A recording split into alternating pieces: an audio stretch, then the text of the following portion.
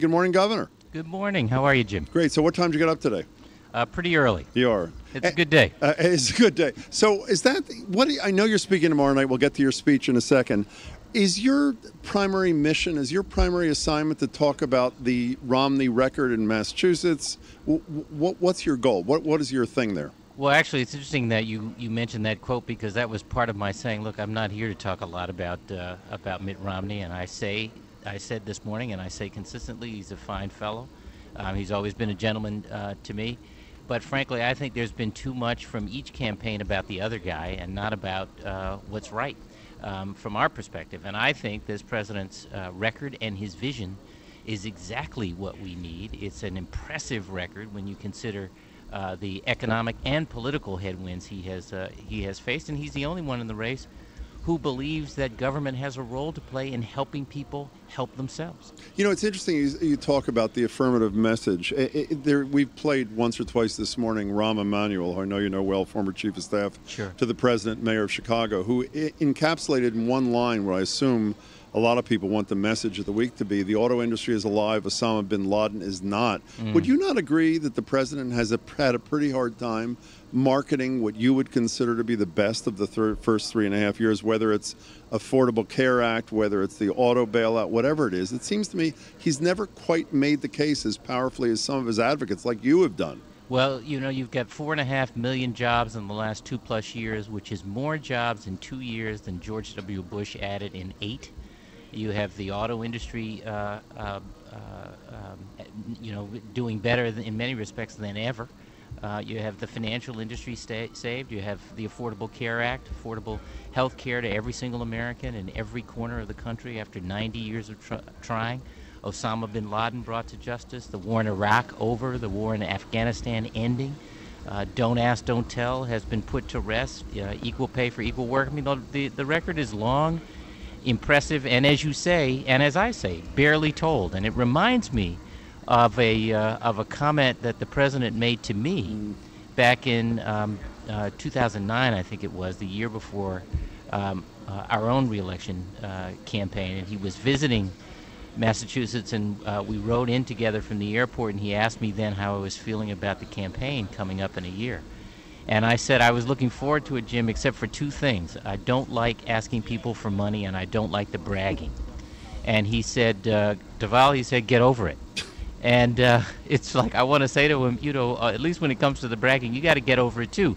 Not because, and this is important to me, and I think the president as well, not because anybody should see a second term for any office as a reward for the first, but so that people see the proof points for the plan that you've been trying to execute against. Okay, so Governor Deval Patrick, you are one of the featured speakers tomorrow night. I'm sort of surprised to hear you say... You blink and miss me. I got 10 minutes. Yeah, well, 10 minutes. That's almost exactly as much as the guy with the chair. Are you bringing your own chair, or are they providing a chair for you, Governor? I'm going to stand. You're going to stand. Whatever. Okay, fine. So you have 10 minutes tomorrow night. I'm actually surprised to hear you say, I want to focus more on the positive than criticizing the other guy. I was stunned. I mean this as objectively as I can possibly be, that other than bragging about how many women he appointed during his term as governor, that Mitt Romney mentioned his 4 years in government service virtually not at all. No, you weren't surprised by that. Well, no, I am, because, I mean, there are a lot of decent things. You obviously think there are a lot of downsides, but there were decent things, not the least of which is the health care plan that you are a huge fan of, no? I am a huge fan of it, and I think that was the one and, frankly, profoundly important thing that Governor Romney did. He didn't do it by himself, of course. He did it with a Democratic legislature, a Democratic United States senator, a broad coalition of business and health industry experts and policy wonks and labor and so forth. But he had a role in that, and it helped a lot of people. And I'm proud of the job that we have done to implement it. But I think the reason he doesn't talk about his time in Massachusetts is because it doesn't really fit the storyline he's selling right now. How so? He's well, in the sense of being, Mr. Fix-It. We were 47th in the nation in job creation then, in a relatively stronger economy. We had real wages declining. We had a structural budget deficit. And the kinds of reforms that people have been talking about for decades and that he talked about, everything from ending police details to to reforming the pension system and public health benefits and so forth. We did that, not the Romney administration. So I think that there is I think a lot of us feel that if the Affordable Care Act, which is of course modeled on health care reform in Massachusetts, were polling better nationally, then Governor Romney would say more about it. And that, to me, is indicative of the kind of candidate that he has been. I want a candidate, and am supporting a candidate in President Obama who has a real core and is leading from that core. Do you think I assume you have not seen the president's remarks, and they're probably not finished. One of the other things that really frustrated me last week, and I'm worried that it's going to frustrate me again. Well, I'm sure the president is going to brag is a crass choice of words, but talk about it's a shorthand, right? Ending the war in Iraq. I have to say, I was appalled that we went through 3+ nights of a Republican convention and no one spoke about the 100,000 men and women in Afghanistan, other than to thank the troops and what we do about this. And I have to say, I'm not a big fan of the president's position that we have to wait till the end of 2014 to get out for Afghanistan. Out of Afghanistan. Is this going to be a subject of conversation this week, or is it not? Well, I hope so. I know that Senator Kerry is speaking, Thursday, I think, on Thursday, Thursday, and I think his main thrust is foreign policy. And he has limited time too, but I certainly hope he will point out the absence of a mention of foreign policy in any depth or seriousness on the Republican side. And it's not because it isn't on people's minds. I think we all get that jobs are the first thing on people's minds. But this is a whole country with a panoply of issues and challenges facing us. And our leadership nationally and internationally includes wise leadership on the in foreign policy. So, are you nervous about tomorrow night? By the way, I mean, you have a pretty huge audience. Obviously, it matters a lot because it's your buddy and the guy who's the leader of the free world. I mean, I'm sitting here nervous just thinking about it, and I'm not doing it. So, like I said, it's I mean, I have butterflies, of course, but if you've watched any of the television coverage or listened to it on the radio of last week in Tampa or in the previous couple of years, when the host and the commentators are talking to each other and you hear the convention in the background, that's going to be me. Well, I don't know about that. I think they're going to turn the cameras on and turn the microphones on when the keynote comes to the stage. I feel I have to ask you this. We just got an email. Is it true that when you were younger, I thought I would know this, but maybe I missed it. Is it true you actually ran a marathon in 2 hours and 50 minutes? Is that true? Or that was not me.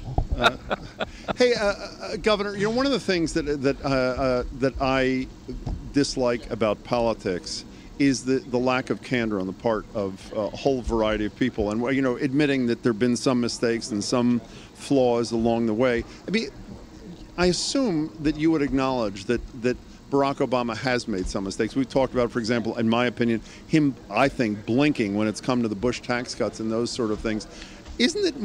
Aren't we more respectful of our audiences when we acknowledge that this has not been an unmitigated success? There have been some mistakes along the way as well. I don't think there is such a thing as a human being in public office who hasn't made mistakes, hasn't done things that they would, in retrospect, like to have done differently. And I'm sure that's true of the president and this administration. The question for me, and I think for many Americans, is his heart in the right place? Is his vision right? Is he making more progress than not? And I think when you consider the things that we've mentioned already, and the direction he's trying to lead us in for another 4 years, this is the right guy. Hey, I think the other thing I would say, Jim, and I realize our time is running out, is that we are, I think all of us in public life always, at least maybe I speak for myself and I believe for the president in this respect, we're always trying to find what is the right balance between the bragging, as you said. I'm going to just use the crass term too. How do you acknowledge your successes, and at the same time acknowledge that there is work that remains? That there are people for whom the recovery has not reached them yet. And that I may have made a mistake along the way. I mean, it so humanizes, in my opinion, candidates. And everybody's worried that it's going to show up in an opposition commercial. I find it so disarming when an elected official acknowledges, I'm not talking about Todd Aiken kind of mistake, I mean just like an honest mistake along the path to what you hope the outcome to be. And I think that's right. And I think you hear a lot of Democrats say that the president took too long to realize that the Republicans in Congress were dead set on saying no to whatever he proposed, even if it was one of their ideas in the past. Well, that's my last question, and you anticipated it. If all the pundits, my least favorite word, are right, and we end up with a Republican House of Representatives, which looks very likely, the Senate's somewhat in doubt, how does Barack Obama, with a straight face, make the case that he can do better than he did the last 2 years with the same obstructionists, as he calls them, in the next 2 years? You know, Jim, I actually believe that the dynamic in Washington changes even if the personnel does not. Because one of the things we will do by winning this election is rejecting the kind of bullying in politics that we've seen from a minority in the Republican Party.